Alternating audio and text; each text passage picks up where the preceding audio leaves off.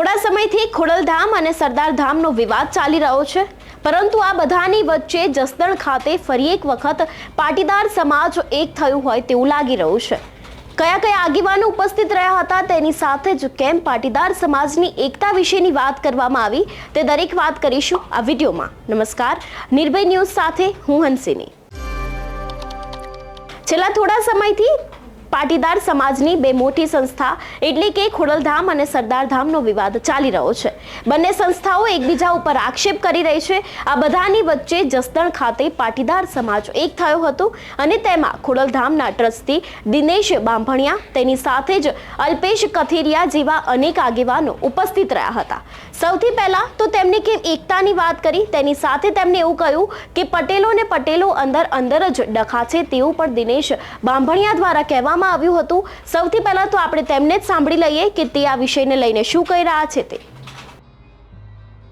અને લડતમાં બહાદુરીથી અમે હું અલ્પેશભાઈ કાલે સુરતમાં હતા કાર્યક્રમમાં ભેગા।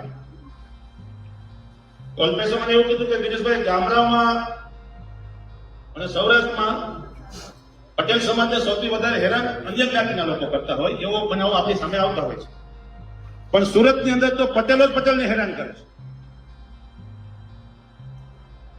અને મન કે અમારે તો રોજ આમ જ લડવાનું છે। 100 કેસ આવે એમાંથી 2-5 કેસ એવા હોય કે અન્ય જ્ઞાતિના લોકો એને હેરાન કરતા હોય, પણ 95 લોકો આપણા લોકો સામે હેરાન કરતા હોય, એટલે આવા પણ બનાવો બને છે।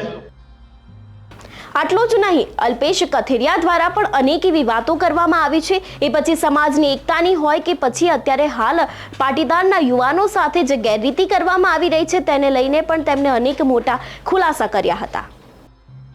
વધારે જેટલી શક્તિ વધારે, જેટલી આપણામાં એકતા વધારે ને એટલા પ્રશ્નો ઘટવાના છે। આપણે કોઈ સમાજનો, કોઈ વ્યક્તિનો, કોઈ પાર્ટીનો, કોઈ સરકારનો કે સિસ્ટમનો આપણને વિરોધ નથી, પણ આપણે આપણા સમાજની સુરક્ષા કરવી, આપણે આપણા સમાજની રક્ષા કરવી આપણો ધર્મ છે ને આપણી ફરજ છે। અને ફરજના ભાગરૂપે આજની આપણે મીટિંગનું આયોજન કર્યું છે।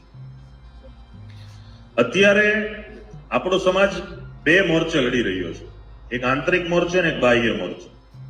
આંતરિક મોરચાની જે લડાઈ છે કે આપણા જ સમાજના આપણા જ પ્રશ્નો છે, એમાં બીજા સમાજ, સરકાર એને કોઈ સાથે લેવા દેવા, એ આપણી અંદરની લડાઈ છે કે આપણા જ સમાજના લોકોનો ફાઇનાન્સનો ધંધો કરીને આપણા જ સમાજના લોકોની જમીનના પ્રશ્ન બનતા હોય, અથવા આપણા જ સમાજના દીકરા દીકરીઓ ભાગી જતા હોય છે અને પ્રશ્ન બનતા હોય છે।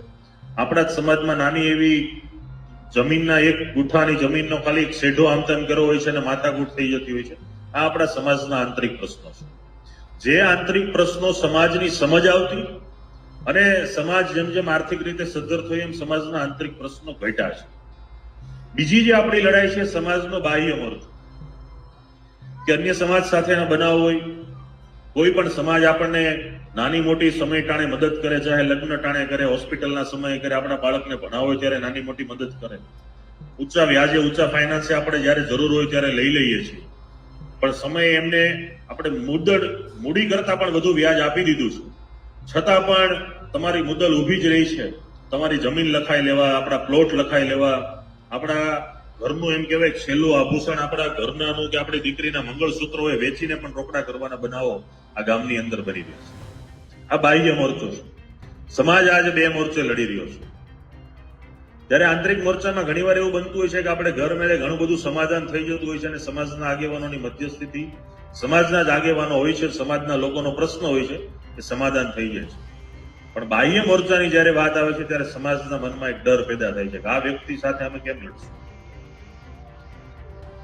આજે અઠવાડિયા પહેલા જ આ જ વિસ્તારના નજીકના જ ગામની ઘટના છે કે 14 વર્ષની દીકરીને એક વિધર્મી યુવાન એના શરીર સાથેની જે રમતો રમે છે, તો આપણા માટે સૌથી ગંભીર ચર્ચાનો વિષય એ છે કે આ ઘટના આવ્યા પછી ત્યાંથી 10 થી 12 દીકરીઓની આપણને માહિતી મળી છે કે દીકરીઓ કોઈ 16 વર્ષ ઉપરની હતી એની સાથે આવા બનાવ, અને છતાં અમે આજ 2-3 આગેવાનોને મળ્યાને વાત જાણવા મળી કે ત્યાંથી ફરિયાદ થવાની સંભાવના ખૂબ ઓછી। હવે આ બધાની વચ્ચે ક્યાંક એવું લાગી રહ્યું છે કે અત્યારે હાલ ખોડલધામ અને સરદારધામનો વિવાદ ચાલી રહ્યો છે. આ બધામાં હવે પાટીદાર સમાજનું એક થવું, એકતા માટેની વાત કરવી કદાચ કોઈક નવો વળાંક હોઈ શકે છે. કારણ કે જ્યારથી ખોડલધામ અને સરદારધામનો વિવાદ સામે આવ્યો છે ત્યારથી પાટીદાર સમાજ ઉપર પણ સવાલ ઊભા થયા હતા, પરંતુ હવે કદાચ પાટીદાર સમાજ ફરી એક વખત એક થઈ રહ્યો હોય તેવું લાગી રહ્યું છે. અને તેમને યુવાઓ માટે કામ કરવાનું હોય કે પછી પાટીદાર સમાજની એકતા માટે હવે નવી પહેલ શરૂ કરવા માટેની કામગીરી પણ ક્યાંક શરૂ કરી દીધી હોય તેવું લાગી રહ્યું છે. ત્યારે આ વિષયને લઈને આપનું શું કહેવું છે અમને કમેન્ટ કરીને ચોક્કસથી જણાવજો. સાથે જ નિર્ભય ન્યૂઝને લાઇક, શેર અને સબસ્ક્રાઇબ કરવાનું ભૂલશો નહીં. નમસ્કાર.